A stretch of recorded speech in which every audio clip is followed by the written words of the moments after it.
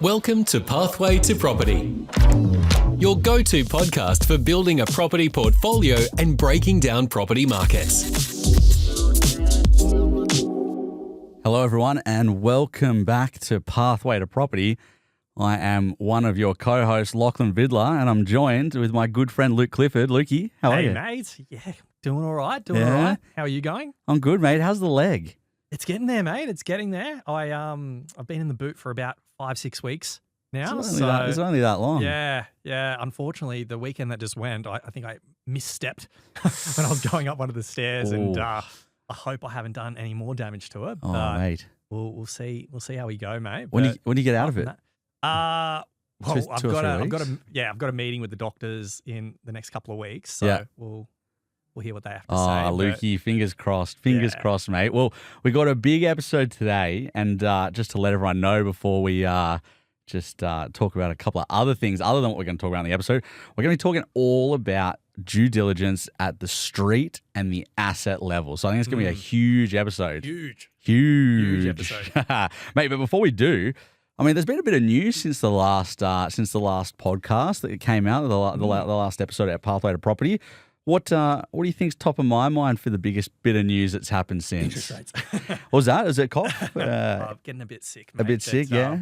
Yeah, mate. Well, as you would know, the interest rates have dropped down. Yeah. The rate has been reduced. The It has RBA been. met up last month. So massive news. And I think me personally, like the day that happened, I remember you put something out on your story on Instagram. I think it was me cheering. I think the team got a sneaky little recording of me sitting there refreshing the page. Yeah, but it was funny because as soon as that happened, literally the rest of the day, my phone was getting hit up, and I know a few of the other boys in the team were getting calls. So very interesting period, and I think it's just a start. Oh, mate, I couldn't agree more. And I'm pretty sure you said, or maybe we talked about it as one of the sort of teams within the Atlas business, just that that when that happened, that day as well as kind of the couple of days afterwards, there was a lot of people who would talk to, let's call it loosely, over the prior 3 months that we were trying to follow up on. We want to help people, and they either finally responded or out of the blue they came back to say, yeah, let's go.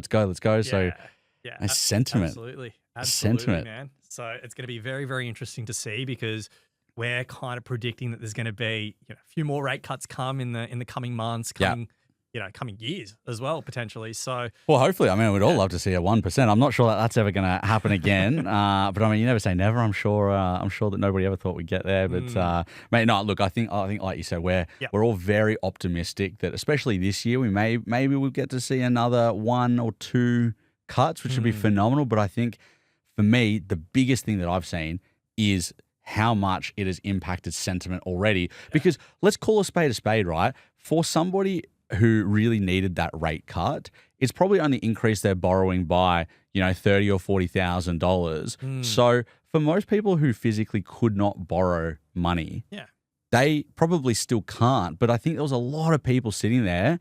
And I guess this is the emotions of property investing that we always talk about. You got to put to the side. You should always be buying whenever you're ready. If that's today, you do it today. But if it's not going to be for 5 years, it's just when that 5 years comes around, you got to do it. Yeah. The people who aren't doing that sentiment change of going, oh, we've made it through the upcycle, we've made it through the plateau, we're seeing the start of the down. Oh, we're going to finally jump in now.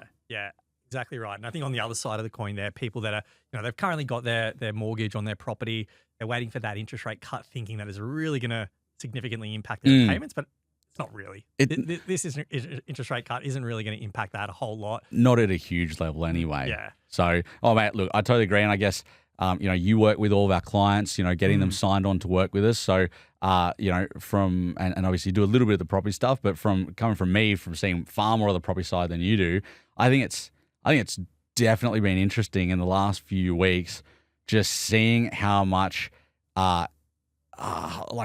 interest has gone back into the market, and how we already saw sort of towards the end of last year and then the first little bit coming into this year, the prices have been starting to move. And I can definitely say that, like, in the last couple of weeks since that decision came out, I've seen agents and vendors starting to, add a little bit of GST on top of their expectations. Yeah. And I think it really just goes to show, and I guess probably more importantly, people are then paying it, that we're starting to see that rapidness and that speed coming back into the pace of property markets, you know, and a lot of places never left. I will say that, never left, but a little bit of extra GST on top, you know. And I can share my 2 cents on that. But I guess before I do, how do you think Atlas is kind of managing that when we're speaking to agents and we're seeing that those agents are kind of adding that little bit of GST on top? Yeah. You know, like just for our listeners, how are we going about kind of managing?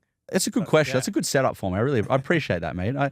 Look, I think we're really fortunate because like we're not a business that has 50 people and our clients are just another number to us and it's very transactional, where, you know, we've got a really good team size and it means that we've got that ability to A, build really good, strong relationships with agents, but B, still make our clients kind of feel the love and care. So when we are dealing with those agents that are maybe, you know, having a little bit of the, extra gravy into their pricing, because we've got such a really good core, strong team with their skills. Like, you know, we've got people who have masters in property. We've got people that, you know, have worked as valuers. We've got people that have obviously worked in property for a long time.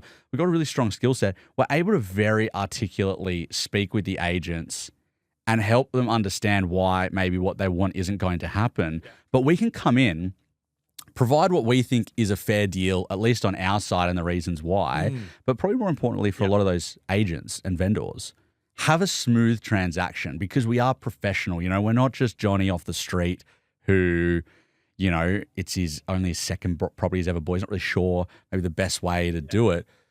We're professionals and agents and vendors love and respect that about us, and it gets deals done. It gets them at good prices for our clients, you know? Yeah. And that's probably something that when I'm speaking to clients, they're like, you know, what's the big advantage that you guys have over, you know, me going out there doing it myself? And the thing is, like, we've worked very, very hard building relationships with agents all across the country. And if you think about it from a sales agent perspective, if they're getting hit up every day of the week from people inquiring about properties and they have no idea if they're kind of finance ready, you know, like or trust that what is being said to them is the truth. Yeah.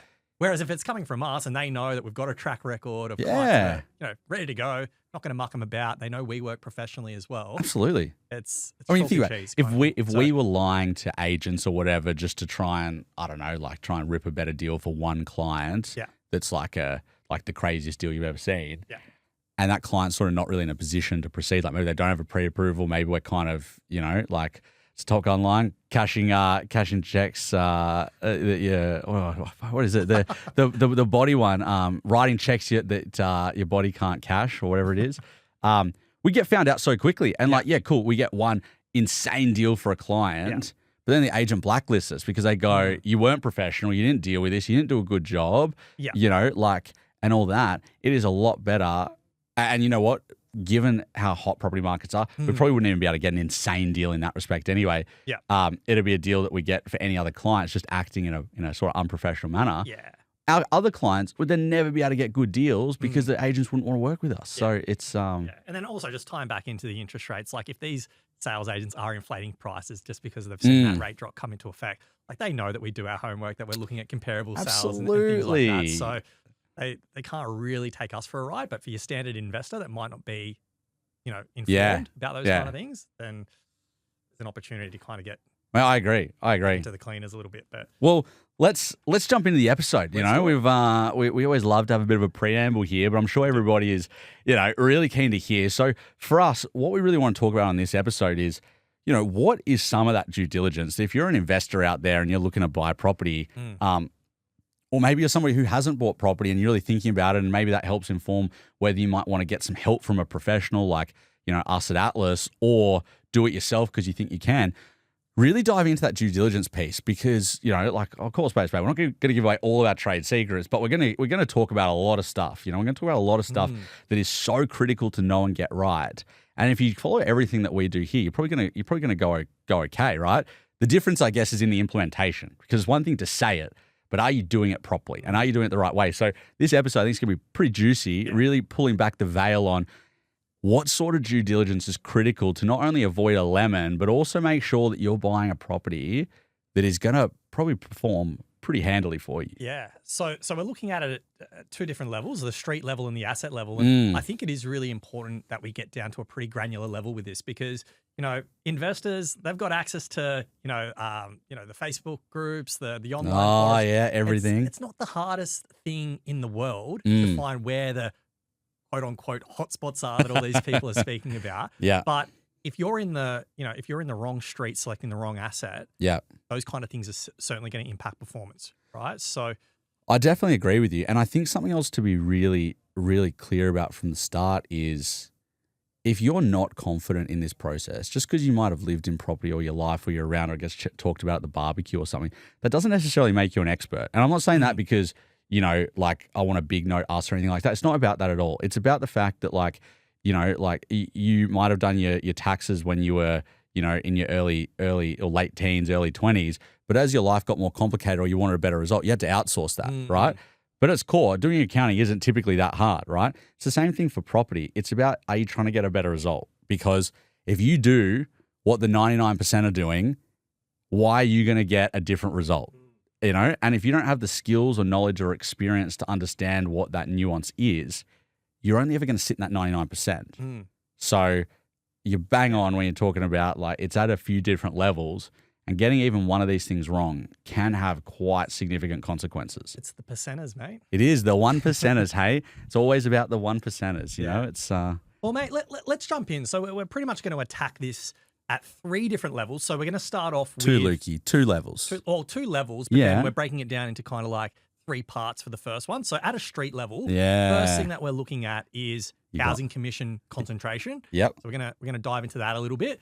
Second thing is we want to understand what kind of infrastructure could potentially impact property values over time, and also tenant interest and those kind of things as well.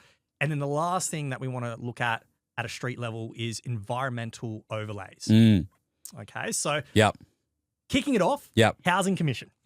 All right, so this is an interesting one, and I think you've certainly seen it when you're doing your due diligence on markets. That you might have a street that looks absolutely beautiful, and then the next street across, it looks like it's just been hit with an absolute cyclone and wiped it out.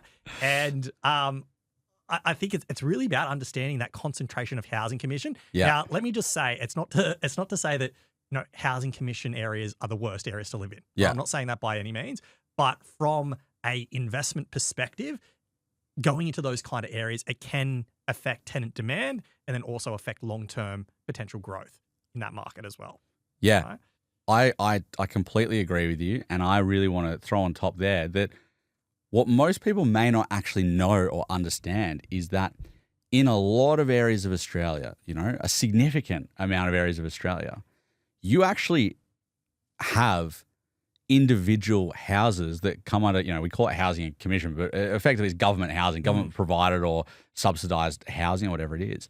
There are a lot of fantastic areas in Australia, even in blue chip Sydney, other places the same, let alone other areas that somebody might not consider blue chip or something like that, where there are individual properties in great areas that are actually what we'd term as housing commission or government housing. So the presence of it in and of itself isn't necessarily a bad thing, but it's about understanding what degree is it there and what is the quality of that person, that family, the groupings. So I can tell you, we have bought some amazing properties, some amazing deals in streets that were just regular suburban streets and was right next door to a housing commission house. But who lived there?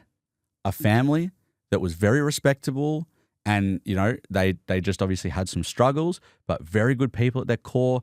The property was in great condition. You would have never known unless you had sort of that inside information about what it was. And it just so happened that they were maybe a family that was just down on their luck. But that's fine. We can all have struggles and bad times, but it doesn't make it a bad investment just because there's one house on the street or something, Yeah.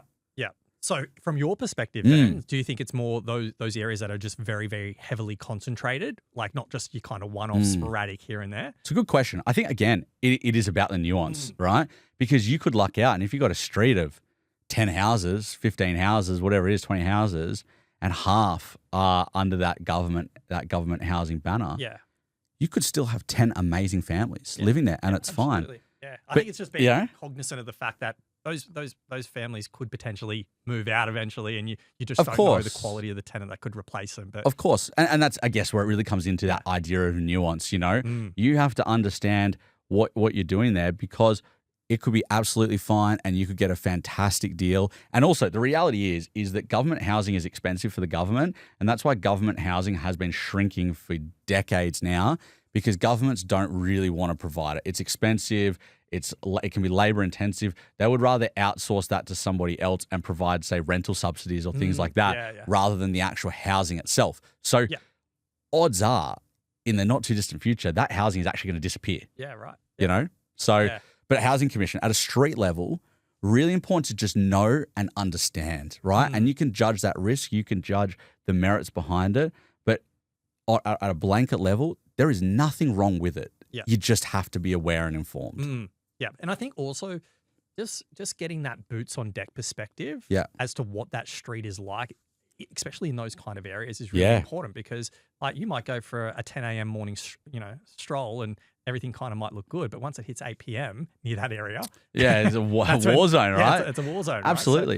Right? But I think that's also where the local knowledge comes in, you know, and like if you you don't have to live there to get local knowledge, you know, like if you're a good borderless investor, that's not a requirement, but that's where your partners become important, you know, having a property management team that you trust and that you know that they'll give you the honest perspective. They might tell you, no, this is absolutely fine, right? Or they might tell you, you know what, it's not great right now, but 12 months ago, it was 3 times as bad. This area is actually gentrifying.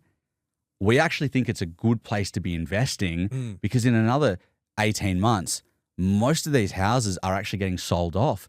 So it's actually probably going to be a great buy to get now. Yeah. But you're never going to know that without relationships and that rapport. Okay. So then with that being said, what do you think some of our listeners can do? Like what are some action items they can do to kind of find, where these housing commission areas are in certain markets, but then also how to get that kind of boots on deck perspective? So I'd say firstly, a lot of states or local councils or combinations of the two actually have websites where you can look up government housing, and sometimes it doesn't always tell you exactly every house because that could be an invasion of privacy, but it can at least give you areas or groupings that it might be. And then there's also, other sort of private websites out there that have made assessments based on it or pull information from other places. So there's a lot of information available on the internet to help you do that research. But the second, and probably to me, honestly, the most important thing is having that local understanding. Yeah. And you don't, like I just finished saying, you don't need to live there. You don't need to have lived there for 20 years. If you have the right people in place, that will help you. It's no different to a business, One, Facebook, Microsoft, whatever, they weren't built because one person, Mark Zuckerberg or whatever, knew and did every single thing themselves. They had great team members. 100%. And I think, when we're putting together our reporting, yes, we spend all the money on all the data in the world, but we also get that anecdotal commentary from property managers that have been established in that region for a significant period of time that understand that street extremely well. Yep, absolutely. Right? Absolutely. So I guess that kind of wraps up the Housing Commission side of things. Yeah. Moving on to infrastructure that might affect property values. Yeah. And also tenant demand as well. So a couple of things that I think are kind of no-brainers for me. And this is, first one being directly opposite a school or a educational institution. Yeah. I think that's a big one because like the last thing that you want is having everything around your area, like parking wise, like just like people using your driveway effectively to park their car. That's a big one. And the same thing applies being directly opposite like a shopping mall. Yeah. Can you imagine schools and shops? Like you're talking about like, imagine hearing all the school bells, imagine hearing all the kids sort of, carrying on at recess. Obviously great. I think it's awesome to get them out of the classroom, get them doing something active. Yeah. But from a property investment and property point of view, that's gonna, 100%. It's gonna drag on. Same for shops. You hear the shopping trolleys, you'll hear people carrying on, you'll hear, the people having an argument about car parking. Being in close proximity, sure, but being directly opposite of it, probably not for me. and that's it, right? Like it is so important to be close to because that is desirable. If you can walk there, that's that's fantastic. If you can, if your kids are in close proximity to walk to school, fantastic. But like you said, you can just imagine the mindset of a lot of these investors, right? They're like, oh, so close to a train station, but if it backs onto the tracks, which tenant is going to love hearing that train coming through at 4 a.m. in the morning? Oh man, right? exactly, and that's the thing. It's so important to not confuse access and proximity. You can have access, to it via walking or a short bike ride or something like that, and that's desirable. But having that direct proximity, man, I mean, I wouldn't want to hear those trains rattling. Absolutely not. And then the other couple that I think are important is power lines and telecommunication infrastructure, like your substations and your telco towers and things like that. Now, whether you believe in the health concerns or not, I just think from a rental appeal or owner occupier appeal perspective, sometimes it can kind of drive people away from those kind of kind of areas. Well, the power lines one's really interesting. It's it's not so much about power lines in general.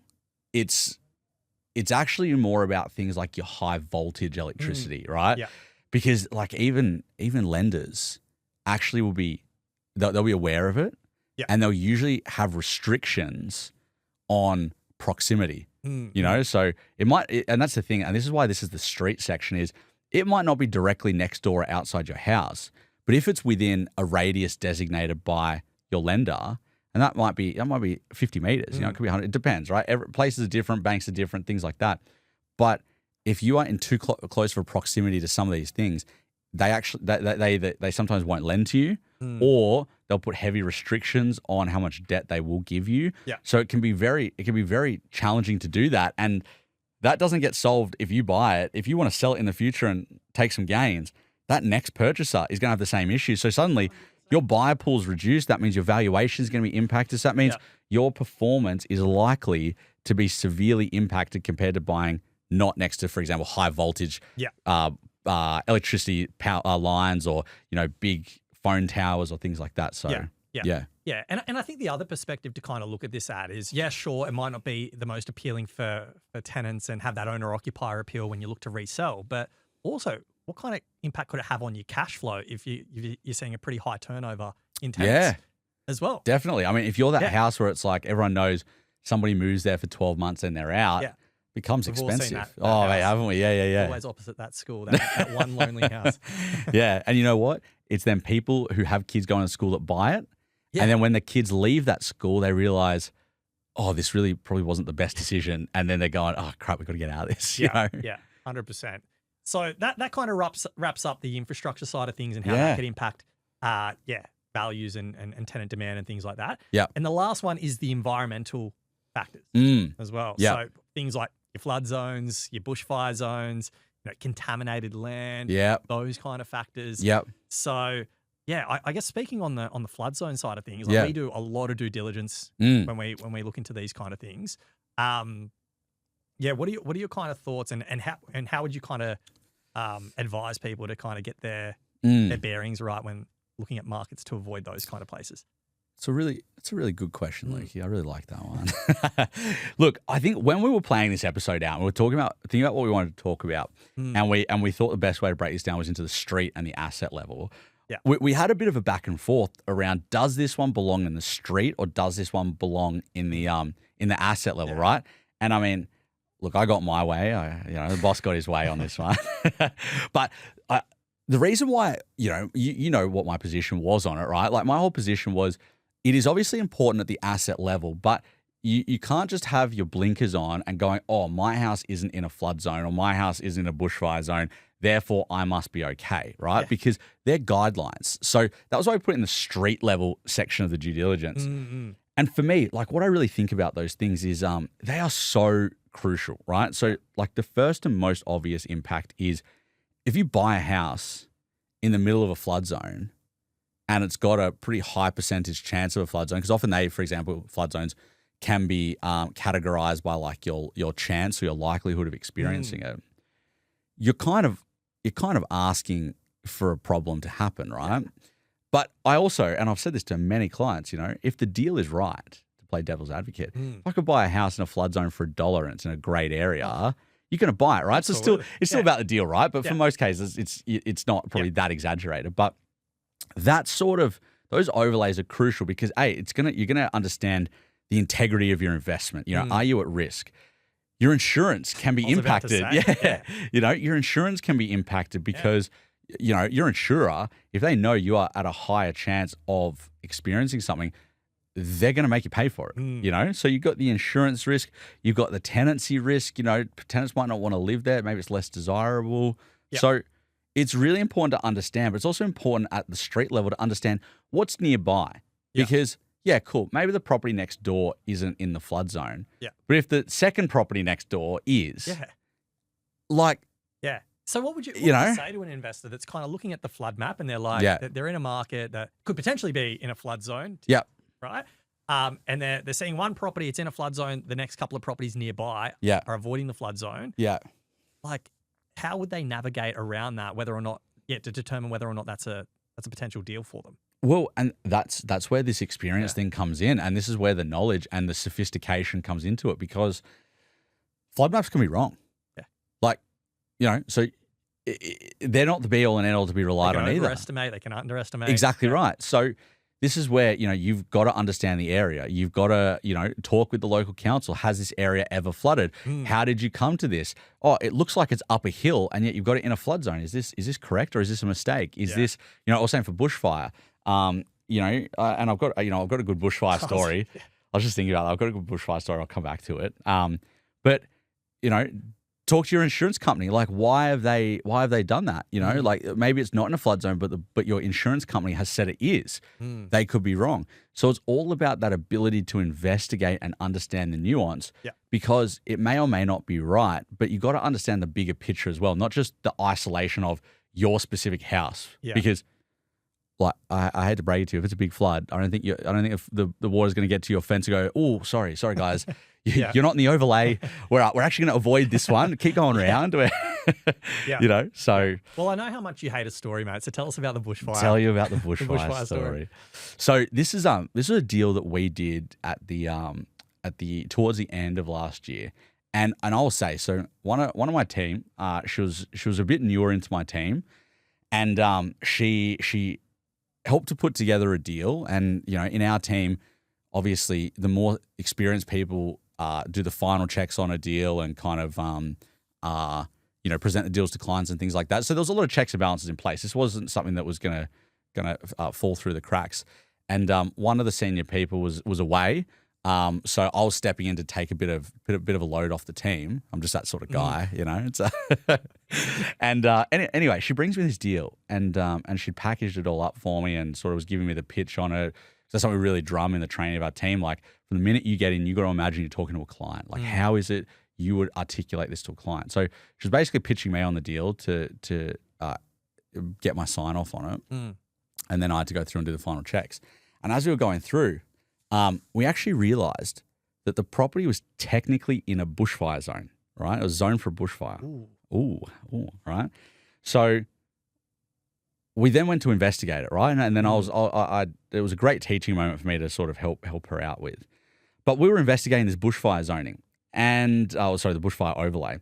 And what we worked out was this property was in the middle of suburbia. Right? It wasn't bordered by national park. It wasn't bordered by forests. It was literally in the middle of suburbia, okay? The problem was that there was a park in the middle of suburbia too, but I'm not talking about like an enormous park. I'm talking about like swings and like a kid's playground, right? Literally, yeah. And then maybe you just, you know, you smack a few trees in the middle there or something. And the bushfire overlay was emanating out of this park, right? And all these houses were being tagged as being in a bushfire zone. And I just looked at it and I just put on a bit of a common sense hat. And I was thinking like, look, I understand how this has come about. However, you know, it's in the middle of suburbia. Like for that park to catch on fire, it's pretty small as is. Like there's not a lot for it to kind of burn through, right? And coming out of the Navy, like I have a pretty good understanding of the way fires work and things like that. So we looked at it, and I basically then said to this staff, this team member of ours, I said, look, you know, we cannot hide from the fact this is in a bushfire zone. But we've got a really good client who's very smart themselves, and I think that we could actually talk to them about this deal, allow them to go and do whatever checks they want. we made it very clear to them that if they didn't want to proceed, we understand, because by a technicality, it was absolutely in a bushfire zone. Yeah. But we also said, we think there's an opportunity here to do a really good deal because a lot of people aren't going to think about this critically, right? So we then took the deal to the client and we showed them, and again, very upfront, very important part of our process. We laid it all out and showed them what was in it. And the client understood what we were saying, that where we were in the zoning, we were literally the last pocket. It would have had to go through about 10 streets of suburbia. So if you think about a fire needs fuel, right? So that's why they typically start in national parks, forests, things like that, because there's grass, there's leaves, there's all this stuff, and it's at volume. For this bushfire to get through like 10 levels of streets, it have to eat through a lot of houses. Exactly right. And there's not a lot of fuel, like it's very, it'd be very challenging, right? Like I said, right at the back of it. So we presented all the information to them. We talked to insurance companies for them. We did all this stuff. And the clients came to the decision that they thought, you know what, like it is a minor risk to take on because it is technically still in there, but it doesn't really make sense for it to be in there because there's not much there anyway. So they did the deal. I think we ended up getting that property for about 40 grand under market value because a lot of people turned off it. We got, and this was like maybe September, October last year. We ended up getting a really good rental yield, I think for about 5.5%. It was in a capital city. So it was a great spot. And the client's actually able to put a granny flat on there as well. Yeah. So we were able to manufacture because we understood what was going on, laid it out for the client and let them make an informed decision about it. And we were able to come up with an insane result. And the best part was when we went to the bank looked at it and the valuer, and they couldn't have cared less.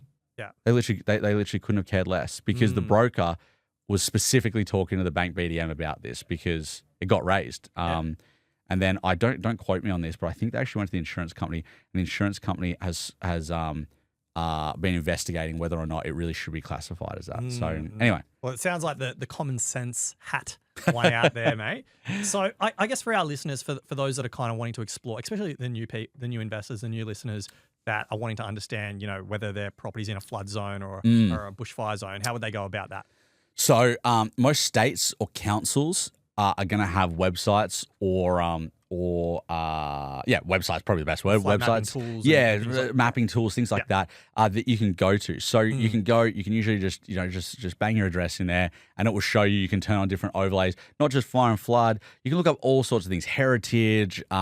Really big ones at the moment is like Aboriginal overlays as well. So it could be like conservation type stuff or cultural significance type stuff. So there's a lot of different things, and every council can be different. As well as state. So it's important to kind of have that knowledge. And again, if you're an individual investor, it can be really hard to understand at a deep level all the requirements of these different places and the significance of them. So but how many investors out there do you think get trigger happy? They'll see a property that at face value looks really nice. They get emotionally attracted to it, attached to it. They pull the trigger, and then all of a sudden they know that they're now up to like $3-4 grand in insurance costs because it's sitting in a flood zone or Look, I'm not gonna lie and put a number on it, but I know a significant number of our clients who have done property before coming to us. Yeah, that is something that has been spoken about. And I mean, you'd be able to say that from your chats with the clients when they're coming on board. Absolutely. So. Well, I know that we need to move on to looking at things at an asset level, but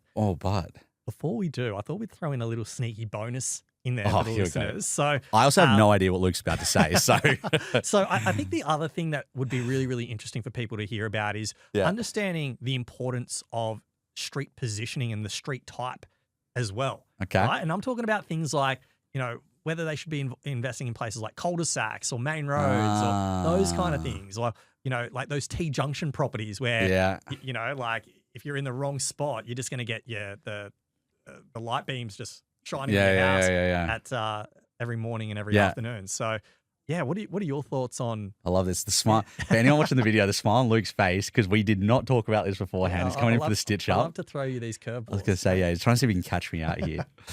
Look, at the risk of sounding a bit like kind of Switzerland here and sitting on the fence between it, or really not having an opinion, it really does come down to the nuance of it, because like. Some of them can be really good and some of them can be quite bad. Like, for example, cul-de-sac, right? Can have massive appeal because they tend to be quieter. They tend to be a bit more buried within a suburb. So it can have really big appeal. Yeah. But depending on where you're located in a cul-de-sac, you can have a very odd land shape. I was going to say that. Don't steal, you set me up for this one. You can't steal my thunder now.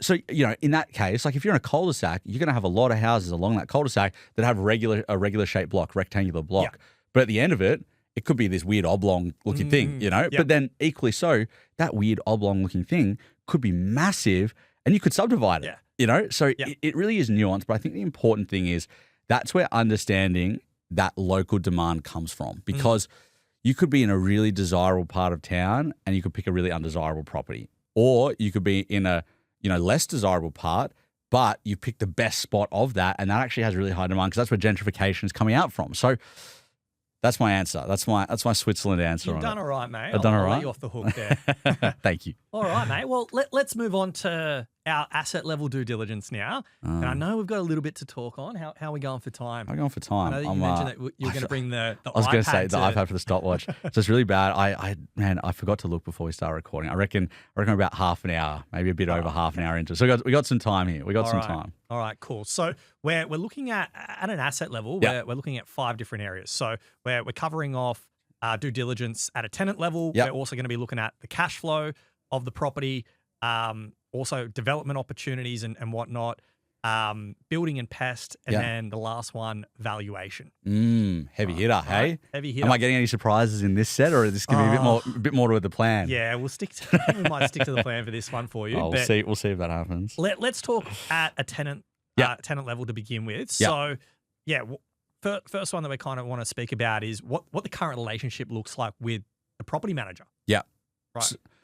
So if you're looking at buying a property that doesn't have a tenant, probably a little bit less applicable this section to you, but we thought we'd just knock it out of the way first so it's sort of done. So if you are looking at a property that has a tenant in place, it is so important. I cannot stress it enough. It is so important for you to understand the current situation of that tenant relative to their tenancy in the property. So the best and easiest way to do that is to really try and have that conversation with the property manager of that property, because the first and most important thing with any tenant is going to be, do they pay their rent? And depending on where it is and the relationship, if you can get a copy of that tenant ledger, that's what it's called, and it shows, basically the transactions of the property, you can physically see, do they actually pay their rent on time and things like that, right? It's a default. Absolutely. And like, let's be pragmatic about it as well. Just because somebody was like a week late once in a 3-year tenancy, you don't need to throw your toys out of the cot, right? Like, man, I rent. I'll be the first one to put my hand up and say,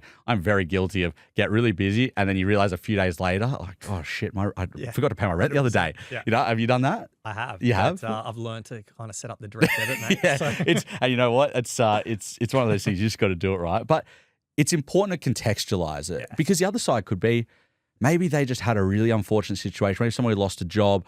They were a bit sort of, they were a bit stressed, and they went to the property manager early, engaged. They'd been great tenants. They said, hey, we're having a bit of a rough time. Just lost my job. I have another job lined up, but it's not starting for 2 weeks. Do you think you could just give us a bit of leeway on this, and we'll catch it up, right? Yeah. What you're saying is you can still be human. You can still be human. Exactly right. At a business level, be pragmatic, Of course. By being able to speak with the property manager, you're going to be able to understand that, and like I was saying before, if you can get a copy of the tenant ledger, it allows you to actually see through it. Yep. But more than anything, you also want to find out what they're like as people and as tenants, because if you take on that property with that tenant and they're a nightmare, tenancy laws are getting stricter and stricter in almost all states. Yep. And I'm certainly not advocating that you need to evict people out of their homes or anything like that. So nobody come for me. That's not what I'm saying. But this is also a business. Your property portfolio, if you're doing it right, is a business. Yep. And if you've got somebody who doesn't respect your asset and doesn't want to work with you productively, you probably don't want to be aligned in a business relationship with them. So if that's the case, it is a lot easier to manage a bad tenant before you transact on that property compared to after. Yeah. So everything kind of comes back to, how is that relationship with the property manager? Another one, a really common one. Are they those people who, the minute something breaks in the property or the minute something doesn't look like it's working, they're calling them up, and the property manager's getting a call every other week about, oh, this isn't working, or my tap now drips, or something like that, versus the person that's like, you know what, I respect the owner, I appreciate the owner, you know, I'm going to change that light bulb, or, Yeah. you know, oh God, my kids accidentally put a little hole in the wall. I'm going to get it patched up straight away. You know, are they the person that the property manager hears from like once or twice a year on something that's big, and otherwise they're really pleasant, they make themselves available for routine inspections? Yeah. Or are there those people that you have to fight tooth and nail to have an inspection with them, a routine inspection, and then the house looks like a dump? Yeah. You know? I guess what would you say to those people that are, you know, they're trying to build that relationship with the property manager, you know, they're speaking to them, they're asking about some information around the tenant, as to what they're like, how are they when it comes to paying on time and things like that. And, you know, what if you get a property manager that initially they're like, yeah, no, it's all good, everything's above board, it's all fine. But then once you actually buy the property and whatnot, a couple of months down the road, it's just absolute nightmares. So what would your course of action be for that? It's a good question. So firstly, like, this is where relationships become so important. And I feel like it's been a little bit of a theme of today, and I certainly don't mean to harp on it because, as I've said in a million one podcasts, we want you to come work with us. You know, we love helping people, but we're also not sitting here to be like, you can't do it by yourself. Because if you're smart and you think and you back yourself, you might be able to go do that, right? But on a question like this is where the relationship dynamic comes into it. If you're just some random investor calling up the property manager that you've never spoken to, they know you're not going to have an ongoing relationship. They're going to be far less incentivized to want to help you and work with you and like give you the real answers, compared to a business that they might not even be working with the business, but they also know that these guys are really active in this area, and I want to help them because like that maybe there is a commercial like reason to help them. Maybe if I do a really good job, they'll see that we're a good property management agency and they want to try and refer their clients to us.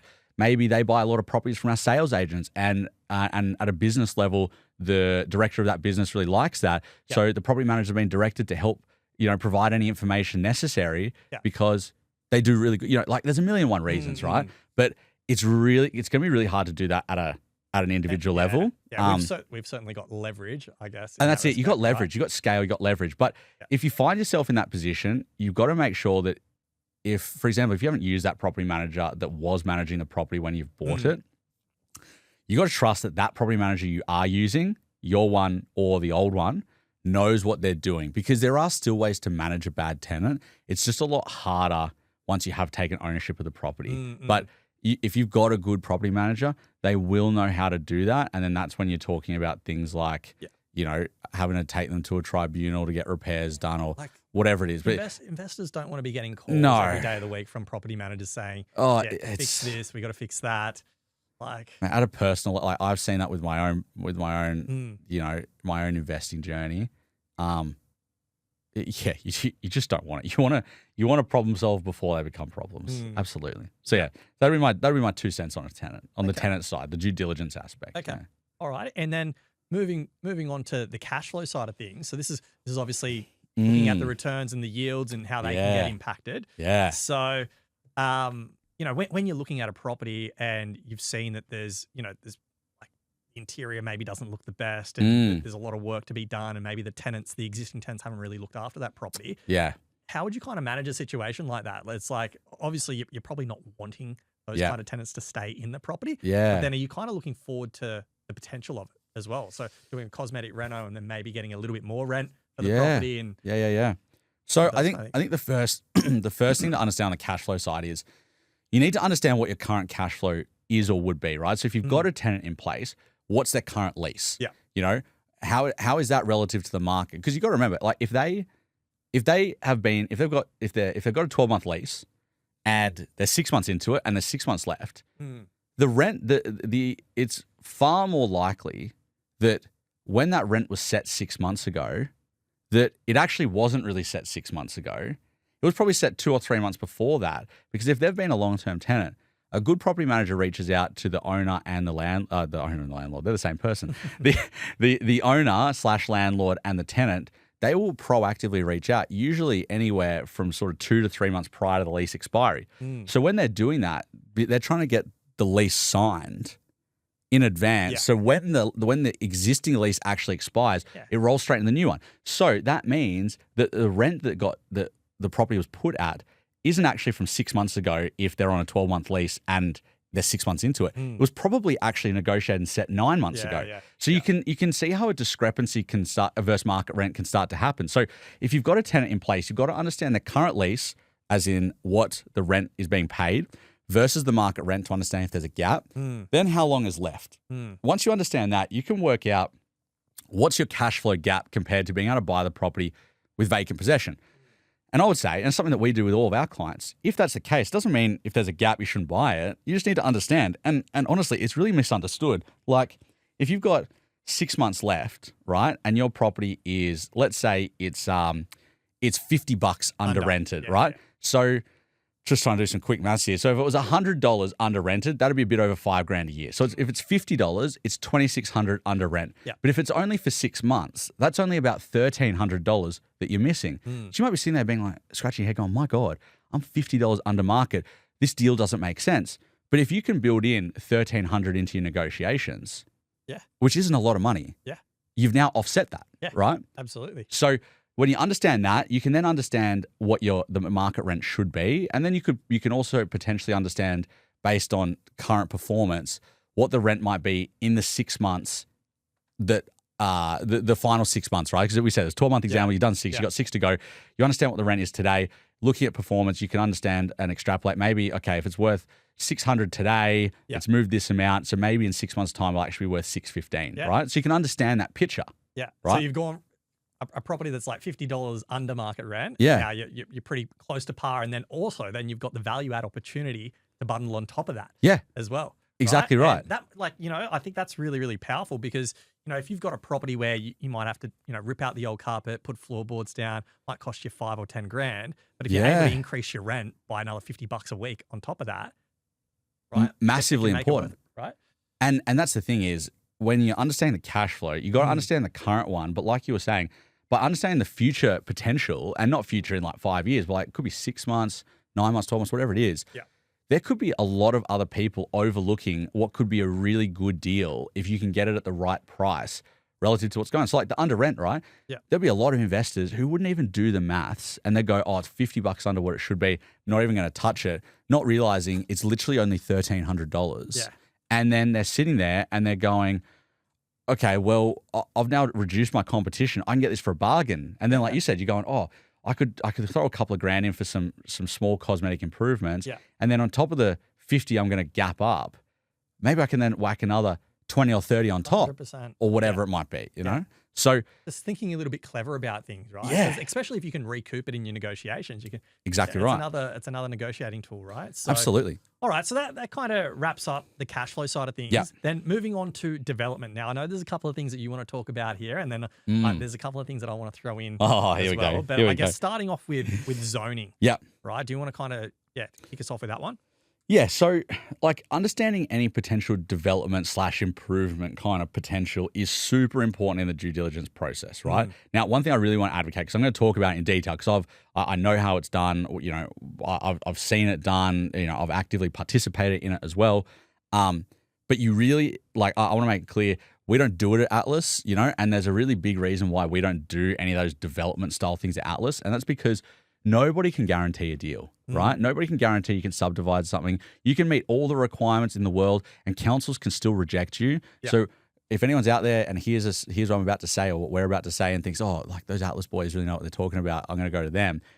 Please don't, because we don't do it, because we don't want to take on a client thinking that we can do that for you. Yeah. And then through no fault of our own, it just can't happen. Council says no, right? Yeah. So that's my disclaimer, I guess we call it that. Yeah. But zoning. Super important, right? Zoning helps to tell us exactly what a property can be used for, right? Is it zoned for residential? Is it zoned for commercial? Is it zoned for low density residential? Is it zoned for high density residential? Is it zoned as mixed use? There's a million and one different zonings out there. But based on that zoning, that local council will have rules that dictate what you can and can't do. And that kind of brings me into one of the biggest key points out of zoning. And it's a technical property term. It's called highest and best use. Yeah. And what that basically means is you could have a property that's built for something, right? It could be a house, but it's zoned into a commercial district, right? And the highest and best use of the property is where you can basically extract the most value from it. And you might realize that you've got a property that's zoned for one thing, but it's not really exhibiting its highest and best use. Yeah. So that can be a phenomenal development opportunity for you to be able to go, well, I could make some of these changes the numbers make sense. This is a bit of a hidden gem, right? Or conversely, you're going, oh, I really want to try and like build a granny flat. Oh, I've looked at the zoning, I've looked at the land size, and some of the other factors that go into that, setback, frontage, whatever it might be.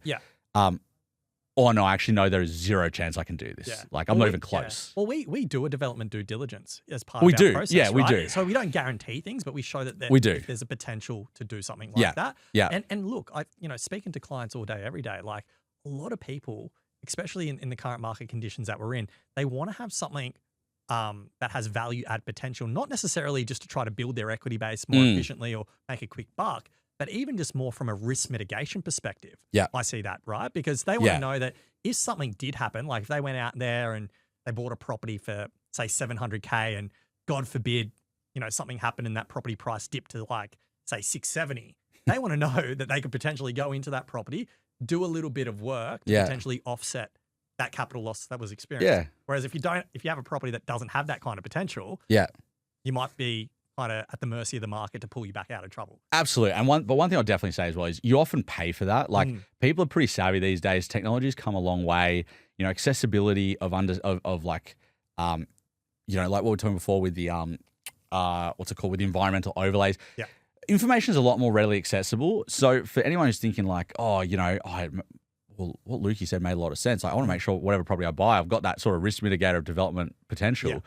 You're going to pay for that because most people who are going after that property understand. So if you're not actively looking to kind of utilize that, you got to take that with a grain of salt as well, right? But, I guess kind of pulling it all together, like you just really want to understand what your kind of potential allowable opportunities might be. And something I say to clients all the time, I've said it for years and years, is like, we don't guarantee any of this. We don't take clients on specifically to find that stuff. Like you said, we do development due diligence analysis in pretty much all the properties that we buy. But more than anything, it's about trying to give you some understanding of what may be possible today. And then based on that, what may be possible tomorrow. And then a lot of the time, that's just a nice bonus. Like for example, deals that we do, the deals stack up on their own right without any of that. So if that is a potential scenario for somebody as well, like a potential nice to have, or bonus into the deal, then that's just gravy. Yeah. I was actually speaking to a client the other day. He bought in a market in Melbourne, and we were speaking to this guy last year for months and months and months. Like he was really keen to work with us, but he was kind of still up in the air. He wasn't sure if he wanted to do it himself or get some of our help with it. I spoke to him recently. So he reached back out to us and he's like, oh, Luke, like I'm looking to do my next one. I was like, oh, how did the first one go? And things like that. And he's like, oh, I bought it because I thought it had the development potential. And now it doesn't. He's just come to realize that it doesn't. And I was like, okay, so how's the property kind of performed for you? Because he's held it for about 6 months. And it's hardly moved. So he's kind of like, shit, like I kind of probably, because he obviously knows that we do charge a fee for our service, of course.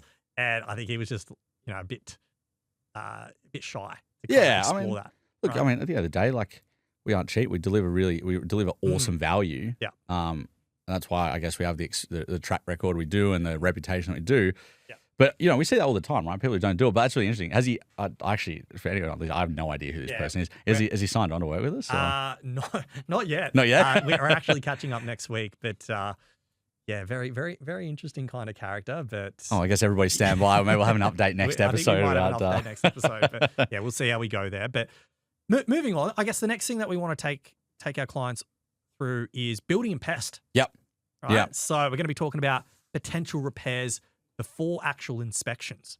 Right. So do you want to kind of touch on that? A little bit? So like I wanted to kind of give this one a bit of a title, and we just call it building and pest. But I think, really one of the biggest key things to understand when you're looking at a deal and you're doing that due diligence before you even get that building and pest inspection done is really trying to understand if there's anything that is overtly obvious to you or that is disclosed to you, because it doesn't necessarily have to be physically obvious. It could be disclosed.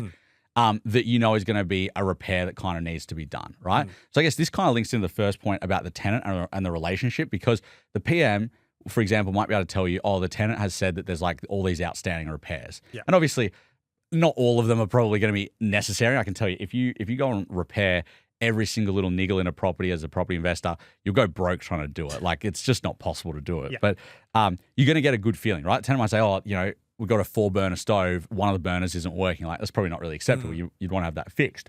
But if you got like the slowest drip from a garden hose tap out the back, maybe not the highest priority, right? So understanding those potential repairs before you even do the inspection could save you the time and effort of getting under contract and booking inspections and things like that. Yep. But also it can be really good because you can highlight and identify them to an inspector before they even go to make sure, not that I would think a professional of that nature should miss them anyway. Yep. But at the end of the day, let's not tempt fate. Like if you know of something, like let the professional know. Yeah. You can go to them and you can say, hey, I've already identified these 4 or 5 things. Could you just check, confirm what it's at for me?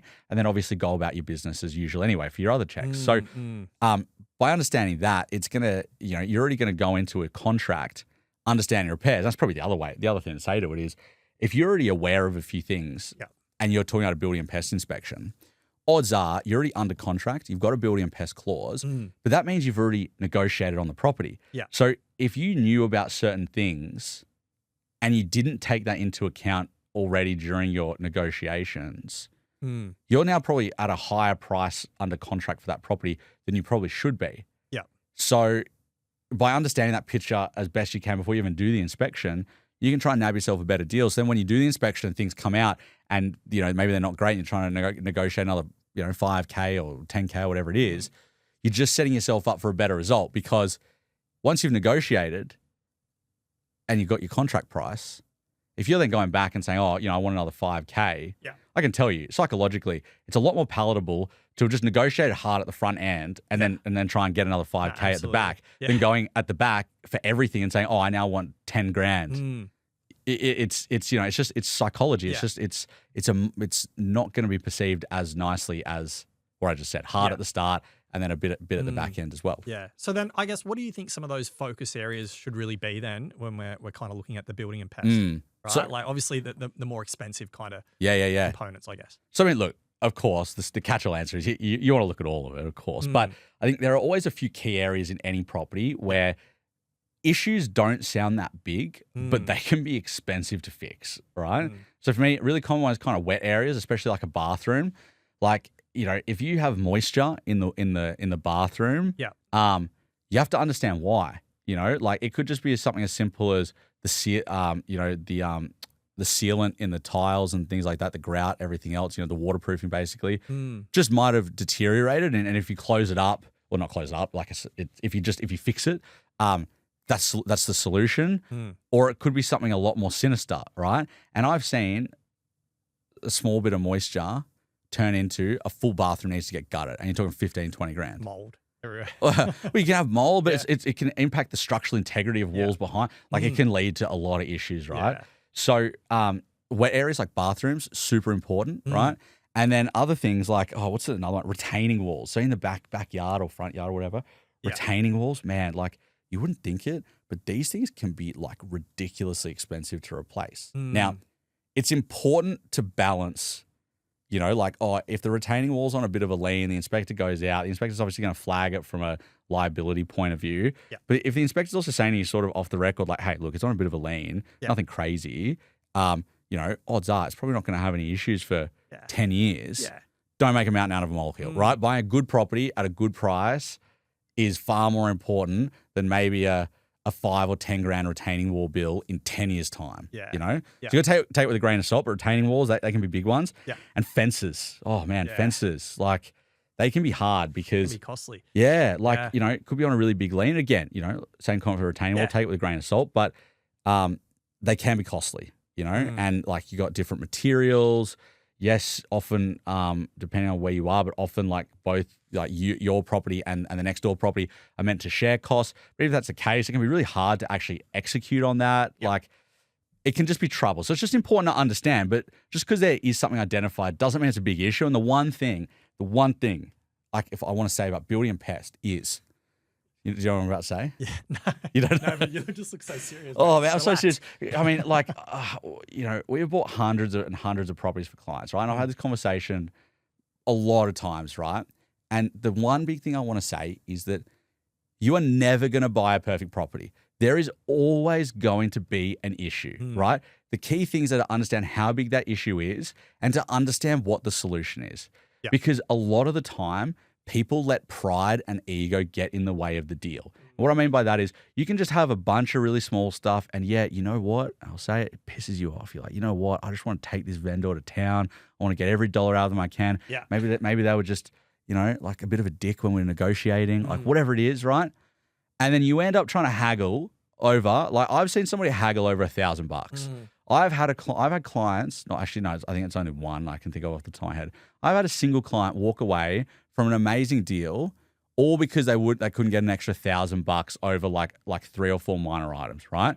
We then pushed that property onto somebody else, and it performed amazingly. And I guess what I mean by not letting ego get in the way is, in 10 years' time, if you've bought a phenomenal property and it's done really well, or even in 12 months, are you really going to care about $1,500 or even like $3K? Like if in 12 months your property, like I just recorded a social media video this morning for a client. 6 months, that property went up by $150K, right? It was bought at $550, revalued by the bank to do I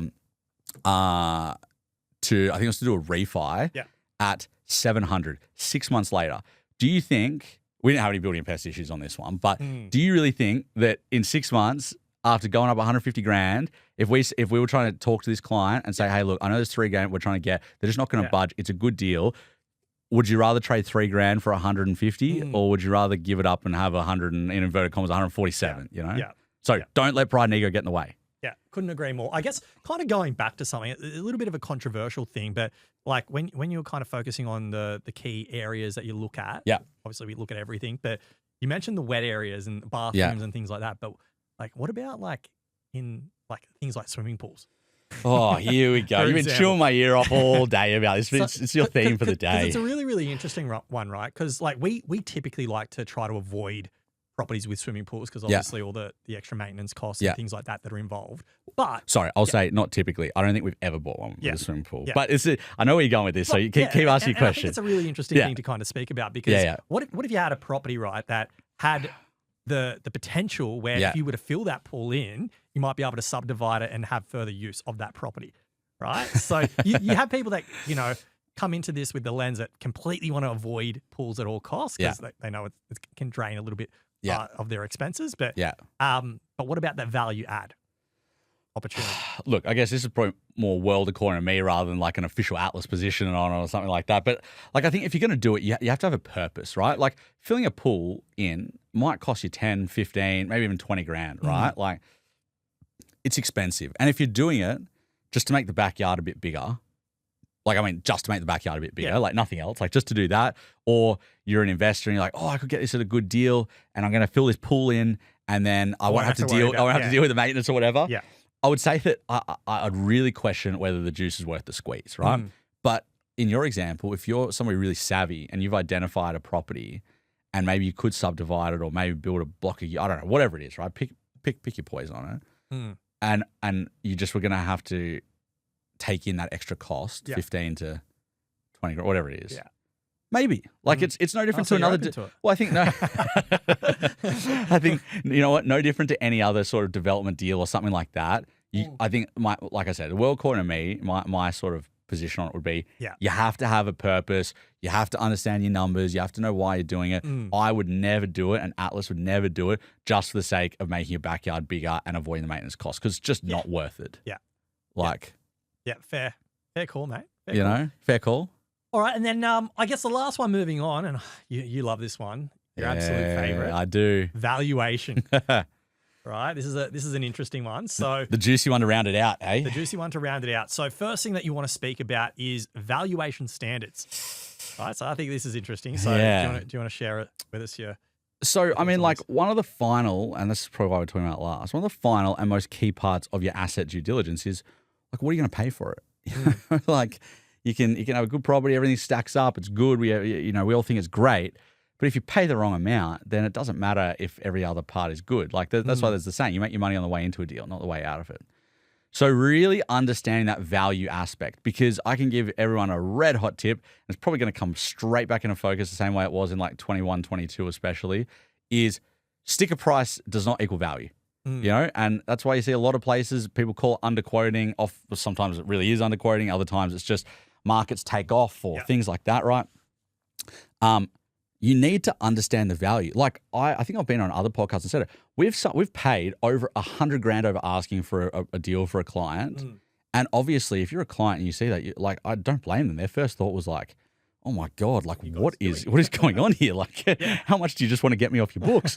But then when we supported that evidence with the valuation piece and showing why we were saying that and showing that sticker price does not equal value, the client understood, and then we went. And like for this client, really had to, fair enough, we had to really push. And the agent definitely underquoted this one, right? And I said to the client, at the end of the day, bank's going to do a valuation. If the bank disagrees with us, you're going to have your exit because we had a finance clause, right? So like, put your faith in me that I'm not just trying to take your money and things like that. I'm trying to do a good deal for you. Yeah. And the bank valued it exactly where we said it was going to be valued. And then 12 months later, the client had made a significant amount of money on it, right? But that's why the valuation piece is so important, because especially in a fast-moving market, properties are going to go over asking because agents want to suck in people in the lower price point or the lower band of that price point, and then they're going to want to effectively try and bid it up as high as they can. So when you're looking at valuation, the three levels when you're doing a comparable sales analysis that you typically look at, or the three levels is the wrong word. I don't like that word. The three metrics or standards that you do it against is inferior, similar, and superior, right? So you're basically going through and judging a property. Is this inferior, similar, or superior to the corresponding thing on my property, right? So I'll give you an example. Land size, right? My property is 600. The property I'm comparing it to is like 615, right? By the letter of the law, that is technically superior, right? Because they're 615 and we're 600, right? But, and this is where, this is where statutory valuation kind of gaps a little bit compared to practical execution. On the balance, 15 square meters is also like pretty close to, comparable, right? If you've got a property though that's bit of tolerance. Yeah, exactly right. And especially like you then look at shape, right? Shape's a different one. I'll talk about that in a second. But like if you've got one property that's 600 squares and it's a perfect rectangle, and then you've got your weird oblong at the end of a cul-de-sac like we were talking about earlier, and it's 615, I would hazard a guess that the rectangular 600 square meter property probably has a far more usable element of that 600 compared to the cul-de-sac 615, right? But if you then go, well, okay, if we've got an 800 square meter property that we're comparing to the one we're trying to buy, which is 600, that is definitely a superior property, right? On that aspect, not the whole property, but that aspect, it's superior. So there are a few key aspects that we look at when we're doing it, right? And I'll just rattle off the list to everyone. First one, land size. That's an easy example to go off against, right? Everyone knows the values in the land. So land size is always a key one to kind of understand, right? But I can tell you, a lot of people often overvalue more land.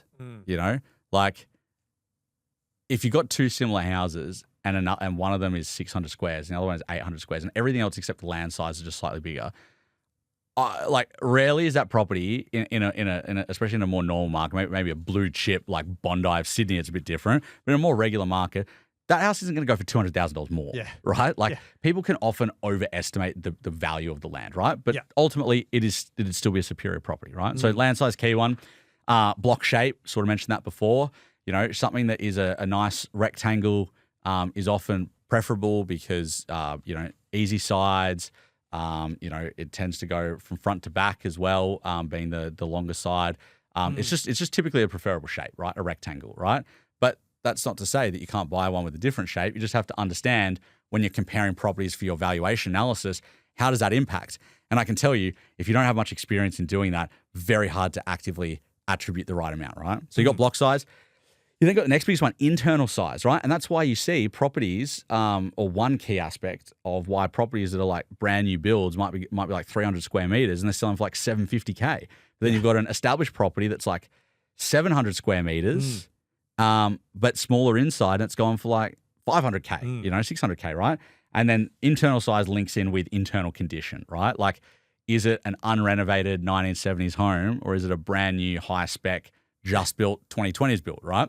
So comparing that internal size, typically done in square meters, is our property's 100 square meters. The one that we're comparing it to is 118, right? 18 square meters internal living size is actually probably a little bit more than people realize, So internal size and that condition, is it renovated? Is it not? Does it, what else are common ones? Like extra bedrooms versus ones you're comparing, extra bathrooms, second living areas, upstairs, downstairs, rumpus rooms. I guess that's kind of second living area. Yeah. All those types of things, right? They play a role in establishing the value of a property. And then we get to the final part, which is kind of the external condition / maybe also the external size, right? So, is the property falling apart outside? Is there a beautiful, entertaining patio area? Is there a nice little Zen garden? Is there a nice big, shed? Yeah. Are you somewhere where people like boats and kayaking, outdoor activities, and everyone values having a nice big shed out the back that you can kind of put it in? Is that shed look good, but it's actually a meter too short for people to be able to put their boat in? So a lot of people don't like it, All these nuances that you need to understand when you're comparing to other properties. Yeah. Right? Yeah. I think, and when we do our comparable analysis, I think we're very cognizant that we want to be comparing against properties that are either very, very similar or maybe even slightly inferior, but we don't really want to do superior, right? And I've heard some horror stories, and this is from the clients that we speak to, where they've perhaps worked with another company in the past where they're showing them comparables where they're all superior, right? Yeah. So they're showing properties like they might be looking to pick up this property.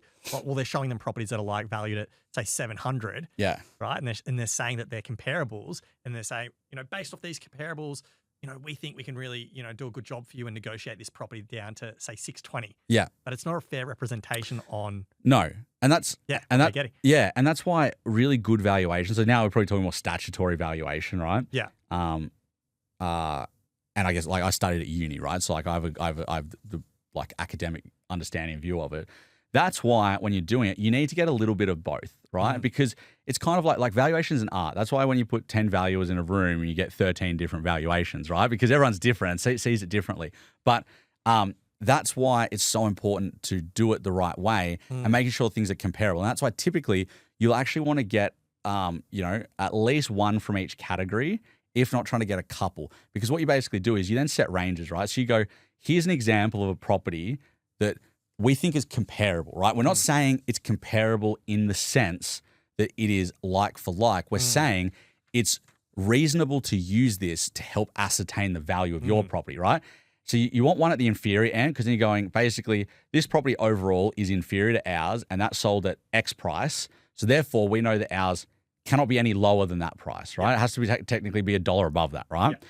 Then you got the top end, you go, okay, we've now got a superior, and you're saying this is what a property in this vicinity that is comparable looks like when it is considered a superior. So you go, okay, well, we then can't go outside that. So then suddenly you've got your range, you've got your left and your right. And then that's when you then put in your actual similar properties. And we're going, these are comparable to our property, and we consider them similar. So then that helps you go, all right, so we're not any lower than 630. We're not any more than 700. Yeah. We've thrown in, 2 or 3 properties that are similar, and they range from, say, 645 to 660. Yeah. Because it's always a range. It's an art, not a science. Yeah. So therefore, this property is worth, 652 based on these ones, right? Yeah. So that's why it's an art. And it's interesting, right? Because you could also use, I like what you've done there. Like, you've got the list of the inferior ones, the ones that are similar, and then the ones that are superior. Yeah. But if you're having a look at your property and you're looking at the comparables that are similar, and then you compare that to the superior ones, it can kind of give you some ideas around what you might be able to do with that property to get it to that next level. 100%. And that's where you can sometimes get those ideas about renos and stuff like that, because, and it could just be some of the simple things, right? It could be a bit of a kitchen redo. It could be a bathroom redo. Yep. Obviously, you can, and that's the thing. And that's why I'm saying comparable is the key word. Because you can go find a property, if you're trying to buy a property for 650, you can go find a property probably in the suburb that's sold for 900, right? But it doesn't mean it's necessarily a comparable property. Yeah. And then going and looking at that and being like, oh, if I go do all this, my property's worth 900. You're basically probably talking about like gutting the whole house and redoing it. And it's maybe not really that effective, but finding a property when you think ours is, what did I say? It was 652 or whatever the example, and you see a 700, and you go, okay, well, the biggest difference is like there's built-in robes in the bedrooms, and the bathroom has been modernized. Yeah. Well, maybe depending on sort of what it costs me, that could be worthwhile. That probably gets me up close to that 700. So I like that. And you start being a little bit more creative. Yeah, absolutely. I think it's good. Well, what an episode. Great episode, mate. Like we smashed through it. How'd we go for time? I think we're a little over. I think everyone's going to get a little bit of extra value out of this one. We love that. Well, mate, it's been a great episode. Always love chatting with you. Anything to kind of tee tee us off. Yeah. All right. Well, mate, again, same to you. I also enjoy our chats. But look, thanks for listening in, everyone. We're really loving being able to do this for you guys and really take you through, how to build a portfolio and some of the different elements to really consider. So, if you're really enjoying what we're doing, please let us know. Drop some 5-star reviews or whatever as well. That's great. But if you're out there and you want to jump in the market, you're seeing the heat, you're seeing what's going on, you're really ready to start or continue building your portfolio, come and have a chat with myself and the team and Lukey and everyone else at Atlas Property Group. You can get us at atlaspropertygroup.com.au and you can book in a free call and we can have a chat and see how we might be able to help you out. All right, everybody. That's it from us for today. Thanks again, Lukey, and we'll be back with you guys very shortly for our next episode. See you next time, guys. The information featured in this podcast is general in nature and does not take into consideration your financial situation or individual needs and should not be relied upon. Before making any investment, insurance, tax, property, or financial planning decision, you should consult a licensed professional who can advise whether your decision is appropriate for you. Guests appearing on this podcast may have a commercial relationship with the companies mentioned.